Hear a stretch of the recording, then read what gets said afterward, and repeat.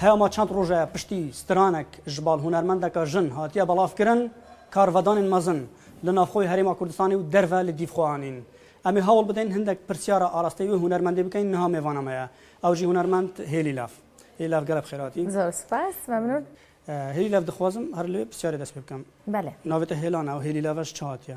دیداری بەحسکەی بله بخيراتن بو لافيون سالون و جالك سباس نافم هيلانا بله بس هيلي لاف جي شو هاتيا هيلي وكي نافك كرتا بومن يعني وكي حاولت من ودايكم بابا من هم جد كتا من هيلي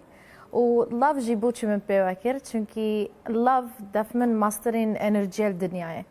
انرجي كاكو يعني بوزيتيف انرجي ومن زور باش بوكو تشتكي وصا قال من بت تشتكي جوانا وهر قال جهات هێلی دخوازی بچێکی بەحسێ کلیپە خۆیان vê du mahîkî bike waku gelek karvedan li pê xwehanîn ew klîpe te li kîve çêkiriye peyv û awas kîveneyê kîne çawa hatiye çêkirin dixwazî bçekê behs bikey بله باي باي مال ألمانيا تشكر قال شركة سوني ميوزك من نكا كونتراكتك قالك مازن قال سوني ميوزك تشكريا وشانا زي جدكم كو يكم كردم قال سوني ميوزك من كونتراكت تشكريا أفسترانا مع هال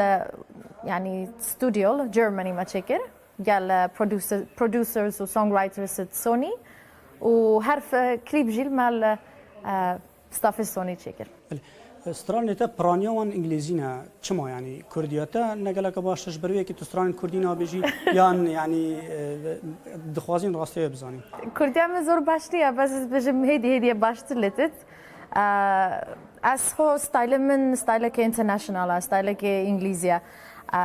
بس از گله شانازی جدکم کو کردم و من بو 2020 من دوسترانه چکرین بادینی و سورانی درباره تا یعنی وهات یده گوتن کو هنرمند استران بیجا سینماکار نمایشکار جلو برگایا بازرگانه تو کیش جوان یعنی دخوازیم زانیاری زده تر ور بگیریم از کیش جوان والله چه بجم از همو دشتم از وان همو تشتاد کم و گلک نزیکن دلمن و هر واسه جی گل شول من یک يعني بكي بيجا يعني بيج باتشت قال ارتست و شو بجم وكي تيجي قال لك حاجات كم او شغلانه واز بينم كي ماسجي هنا ناف كردستان برهند حس كم زور تشتكي كواليتي بينم بكردستان يعني جيب لي كليب وسترانا كاريتاي ديتر تشيا الصالونه الصالونه كي دي انا تشتكين دبي انا دست بكين دو كيجي ماي دست بكري بس همو سيكرتن بس ما دام تبسيار كرن شو ديجي معنا بس ابو 2020 هذا بروجكت ديجي مازمتين كار خيرخازي ابو مروفا ابو حيوانه ميك اب لاين من يكم برودكت من لاشز بون 2020 ده بتر ميك ابن و تشدي جلك بس بجن او حتى هندا بس بله دخوازم بسیار قدیم کم گله جارا ام هنرمند داد بینین تینا ناف بار سیاست دا حتی نو که برنامه که حوصا دفتر چی نبوده یعنی گلت نه هات یا گوتن که ددمن به دا به ناف سیاست دا به حال بجاردن بو هندک جا سرکرداتی یا پارلمان وانجا ناف سیاست دا بشه یکی گشتی زانه بطراستی بجم از آرتیستم و از شغل خود بینم که آرتیست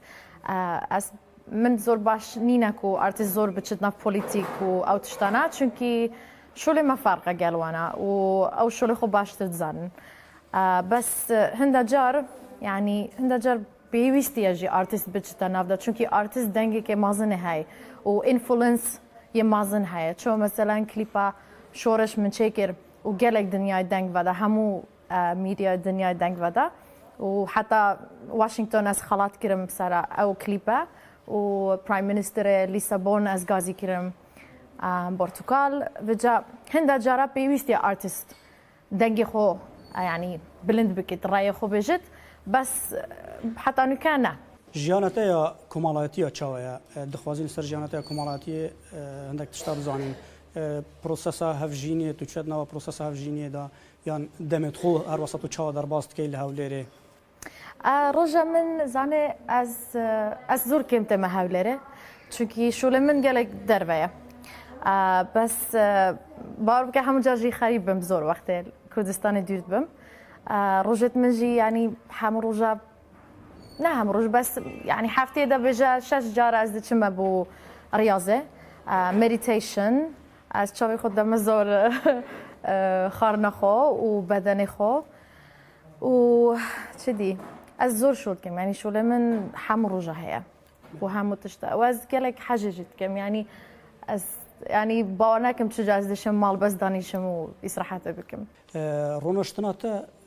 لەسەر پشتا زەڵامەکەی کارڤەدانین گەلێکین مەزن لە پشت خۆ چێکردن تو دبێژی من تەقلیدا سترامبێش مارلین مەندرۆی کردە بەس نوکە پرسیارێک چێت بیدن بێژن ینی چمە هونەرمەندە کوسا بەرنیاس دچی تەقلیدا کەسێکی دن دەکەت ینی تا بۆچی هەوڵ نادە کوتوب خوبی لەجێیەک و تو تەقلیدا کەسێکی دی بکەی ئەوە هەڵبەت پرسیارە ئۆکەی پرسیارێکی جوانە یەکەم تشت وەکی من گوت ئەو يعني افسترانا سوني ميوزك بو من تشيكريا قال كونسبت اوي قال فكراوي وازي رولي مارلين ماندروي بن مارلين ماندروي وكي ايكونا كدنيا وقت خو هوليوود همو دركش كاندن بو همو افراد ورولت زورت ريسك وارجرتن وزور قوات بو ما بباش بوكو اسوي رولي ببم وشانازيا جيبو من شونكي افجنا يعني جناكي قالك مهمه ونبس بس مادونا مثلا مادونا جهر او لقطه او كليباي تشيكري زور سترام بجدي زورنا في المادا او لقطه ديار بت او صاله كايلي جينر خوكرا مارلين مانجو يعني دربه فرقه يعني عندي يعني شانازيه بوما عن تقليد ايكي مازن بكين يعني من خو زور بخوش او لقطه بكم پشتی ئەو کلیپە دەرکەفتی و ئەو لەقتە وەکو کوتوب بژی تەگەلە پێخۆش بوو تەکری تەبەحسی هەندێک هەڕەشە کرد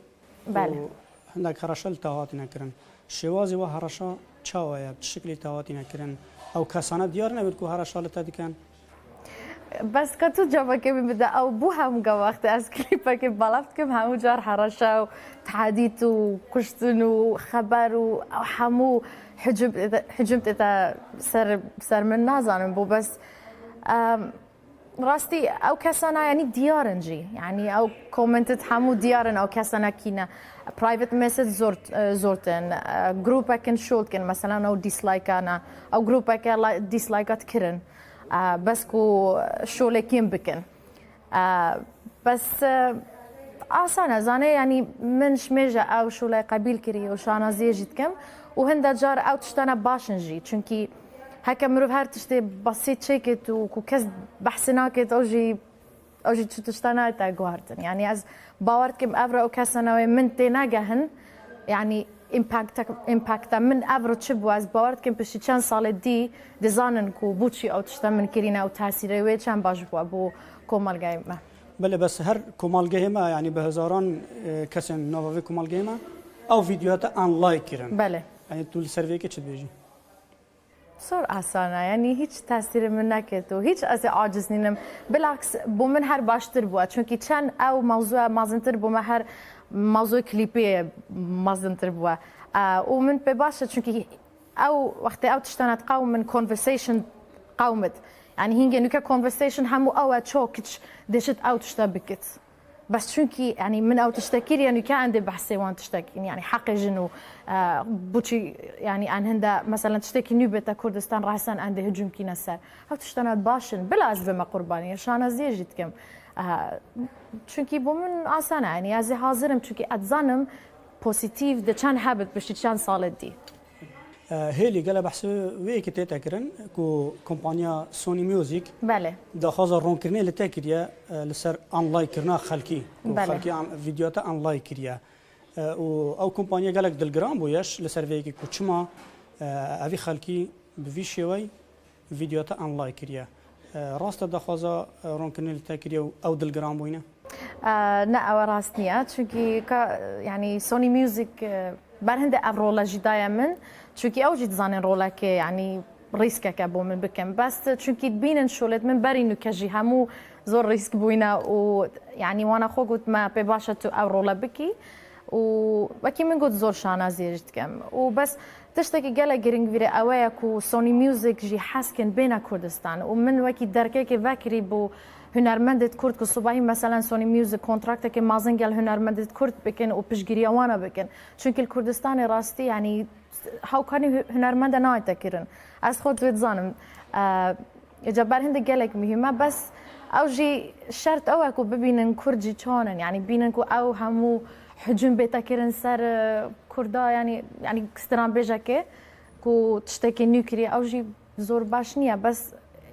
gelek mühim heka Sony bet çünkü sabahı da milyon dolar projekteki de yine bu Kurdistan yani bu medya, bu televizyon, bu filma, bu documentary hatuştana gelek başım bu Kurda. Ben bakayım من قلت من درك كي فكري بس أو جي شرط كردين كان عندي شو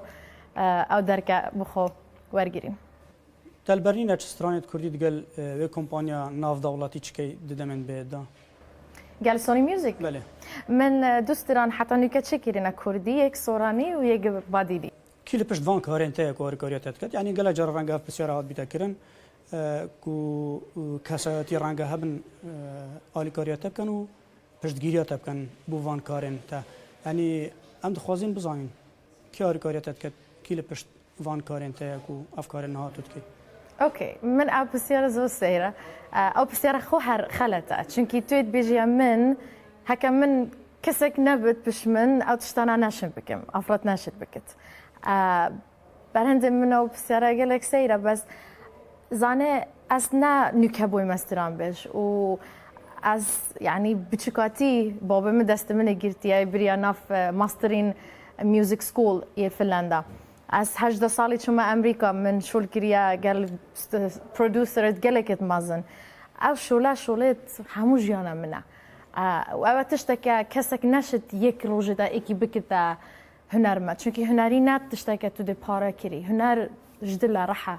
و هکاس هند حشول خناک مروت جا نشد سرکف نه بس شوله من بس هر کسک نشد شو یعنی سرکف جیانا خو هکا جدل حجی ناکت حاضر بد ماندی بون و قربانی و اوتشتانه بکت هاوکاری من و کلیپت من بره همو دیارن همو شرکت وانا لوگویت وانا دیار بوینه بری او کلیپانه من چکرینه و اف کلیپانه جی سونی چکرینه و 2020 جی همو دبت سونی رنگا او پرسیاره شهر وی که آبید او کمپانیت مازن رنگا لپشت کلیپین تا وابن رنگا وش بشه که بیتن جوان رخنه و سرنجان خالکی کو هر دم پرسیار دکن دقل وی که چه هنرمندی دن نینن به نریناتا به رأیاتا لهری ما کردستان کو هنرمندن بناو دنگ بن و کتونها ببینی رنگا پشتگیری جی نبیتن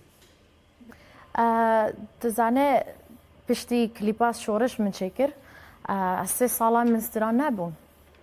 نکو برهنده از زیرک نیم بس چون کی پشگیری نبود مجی پشگیری نبود و راستی یعنی استران بیش کردستان همو زور یعنی دلم بوانات سوجت چون کی راسته یعنی از زور کم تنا هاوکاری کردن و بترجی بیا بوانا بتا کردن چون کی او ولات از حس کم بترخل درب بناسن هنری و کلتوری نه بس سیاسی و نفت و شر و داعش و پشمرگه يعني چونكي ما قالك استران بيش قالك تزيرك هناش من زيرك تدنجي بس زانه تشتكي الفيرا هياكو راستي من خوش يعني خود زور قرباني دايم من زور نخوش يديتين بس اوجي همو سركفتنا منها چونكي از هارت شوي من يعني من از شجانا راوس تايمه بله يعني قالك استران بيجا او درفتها بوا بس تشتكي يعني حركة ستايل خو حركة قوة خو حركة يعني نازنم يعني جلك زحمته بس بو هر کسک از حس کن بجم چجا جیانا خدا بلا خونت خونه برده چونکی چتش صانهینی نجیانه ده تایبەت تشته مازن بله هێلی ئەماواتینە داویە وێ دیداری ئەگەر تشتەکە بیت تەپێ باش بیت بێژی فەرمو آخر تش از حس کن بجم تشتک بد کو بلا ابرو از بموکی اكزامبل منومه منونا نمونه كردي عملت خراب اكزامبل بويكو جيانا دا كو همو دنيا جي وهمو خلق جي حجم بكتا سرتا بس مرو بيا همو قابا هر بش راس بت وباوري هبت بخو وهيج ناترست قالك سباس قالك سباس ممنون زور سباس